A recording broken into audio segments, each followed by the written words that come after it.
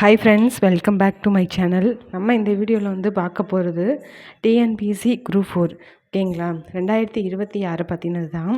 நீங்கள் வந்து already group 4 வந்து எழுதியிருக்கீங்க. ஓகேங்களா? அதுக்கடுத்து வந்து நிறையா பேரோட மனநிலைமை எப்படி இருக்குன்னா, நம்ம புக் எடுத்து படிச்சிருக்க மாட்டோம்.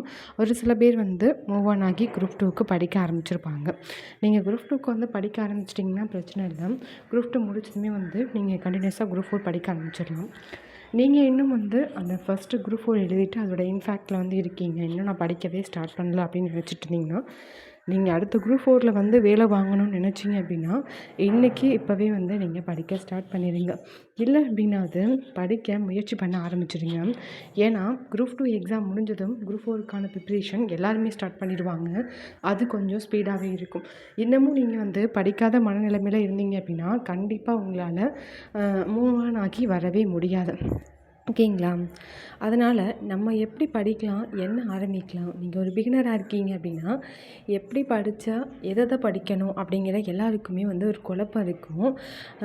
நான் உங்களுக்கு இந்த வீடியோவில் வந்து காமிச்சிருக்கிறது வந்து சந்தோஷ் மணி சார் கொடுத்த அவங்க அகாடமியில் கொடுத்த ஜிஎஸ். ஓகேங்களா? ஜிஎஸோட வேர் டு ஸ்டடி தான் இது.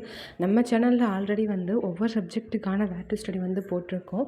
நீங்கள் அதை பார்க்கல அப்படின்னா பார்த்துக்கோங்க. இந்த பிடிஎஃப் வந்து கண்டிப்பாக வந்து உங்களுக்கு வந்து யூஸ்ஃபுல்லாக இருக்கும்.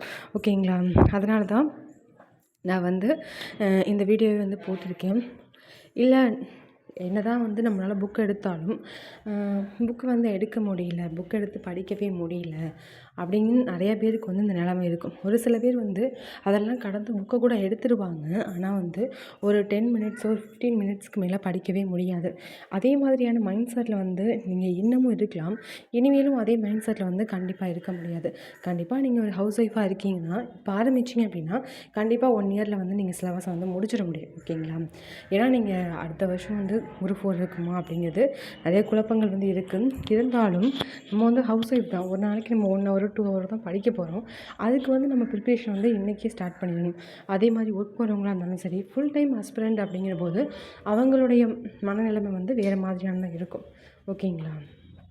அவங்களுமே வந்து ஃபுல் டைம் படிக்கிறவங்களாலையும் கூட இப்போ வந்து படிக்க முடியுமா அப்படிங்கிறது வந்து தெரியல.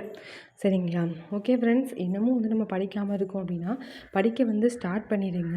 நம்ம சேனலில் வந்து டிஎன்பிஎஸ்சி 2026 குரூப் 4க்கான அடுத்தடுத்து நம்மளோட பிளானை வந்து நம்ம அப்டேட் பண்ணுறோம்.